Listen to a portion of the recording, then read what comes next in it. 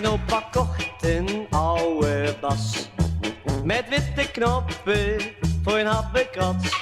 Hij ging ermee naar een festival voor de bejaarden in Zevendal. En opa paste en opa kraste een deuntje uit zijn jonge tijd.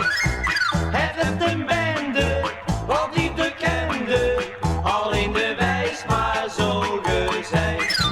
La la la la la, la la la la la, la la la la la la.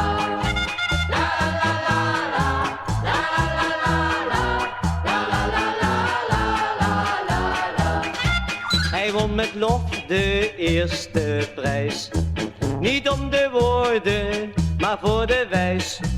Toen moest hij voor de tweede maal zijn deuntje spelen met heel de zaal. En opa paste en opa kraste een deuntje uit zijn jonge tijd. Hij werd een bende, want ieder kende, al in de wijs maar zo gezegd.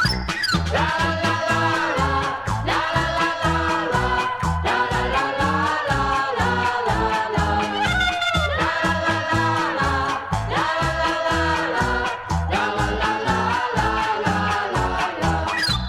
Hij kreeg een televisieshow en hij moest mee naar de studio.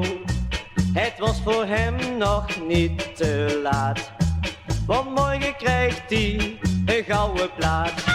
La la la la.